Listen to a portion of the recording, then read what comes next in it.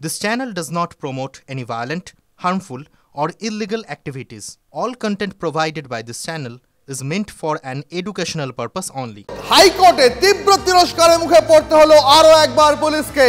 রাজারহাট থানার ভূমিকা নিয়ে তীব্র অসন্তোষ প্রকাশ করলেন বিচারপতি তীর্থঙ্কর ঘোষ।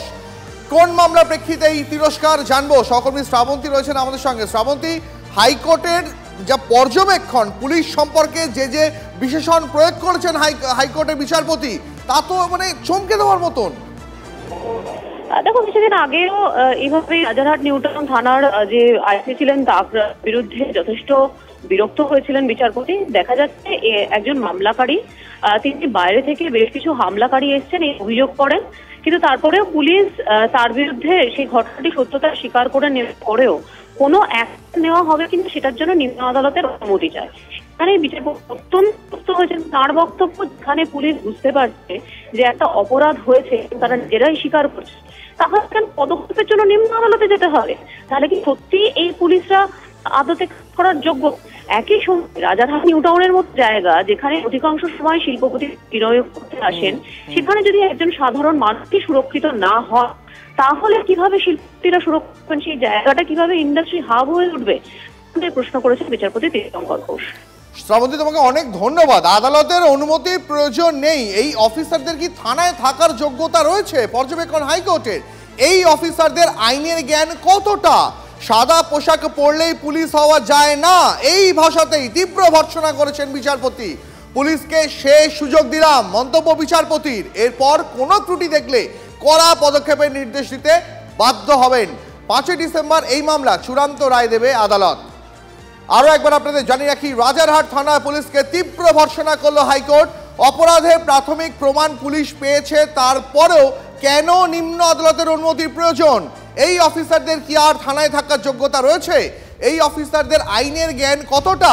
কমিশনারের জানা উচিত তিনি কাদের নিয়ে কাজ করছেন।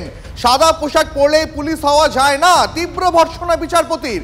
আমরা যোগাযোগ করেছি প্রাক্তন পুলিশ কর্তা অরিন্দম আচার্যের সঙ্গে। অরিন্দম বাবু, আরও একবার আপনার কাছ থেকে প্রতিক্রিয়া জানতেই হচ্ছে, কারণ কলকাতা হাইকোর্টের যে ভাষায় আজ রাজারহাট থানা পুলিশকে ভর্ৎসনা করেছে তা নজিরবিহীন বলা চলে। সাদা পোশাক পরলে পুলিশ হওয়া যায় না, পুলিশ কমিশনারকে জানতে হবে তিনি কাদের নিয়ে কাজ করছেন, এই ভাষায় হাইকোর্ট নিজের অবজারভেশন দিয়েছে আজকে।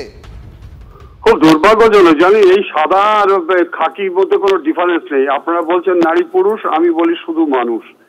Indian panel code, CrPC and evidence act যেটা নতুন হয়েছে সেটা সর্বভারতের ক্ষেত্রে প্রযোজ্য।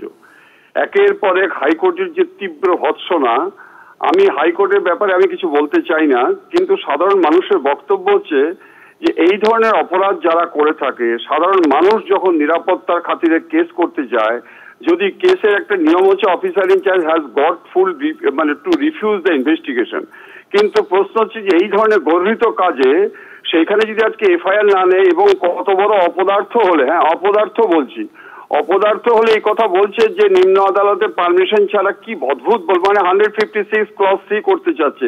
তার মানে সাধারণ মানুষের থানায় যাওয়ার দরকার নেই, তাহলে পার্টি অফিসে এবং আজকে হাইকোর্টে এবং সুপ্রিম নিম্ন আদালতেই যাক। কি দুর্ভাগ্য, আমরা কি চাকরি করিনি? আচ্ছা, এবার শেষ বলি, হাইকোর্ট যে কেসগুলো আজকে ডিস্ট্রিক্ট থেকে নিয়ে নিচ্ছে কেন্দ্রীয় সংস্থাকে, আমার মনে হয় কি জানেন, আগামী দিনে বোধহয় হাইকোর্ট যে সমস্ত অফিসারদের জন্য আজকে কেসগুলো সর্বনাশ হয়ে যাচ্ছে তাদের আইদার সাসপেন্ড করতে বলবে এবং একটা পিরিয়ড দিয়ে দেবে 3 বছর 4 বছর, আর তা নয়তো ইনভেস্টিগেশন পাওয়ার সিজ করে দেবে, আর তা নয়তো হচ্ছে কি they should not be posted as any police station and they will not be authorised to investigate any case.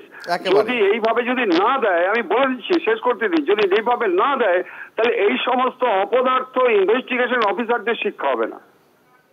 বেশ, অনেক ধন্যবাদ আপনাকে। কথা বলছিলাম প্রাক্তন পুলিশ কর্তা অরিন্দম আচার্য।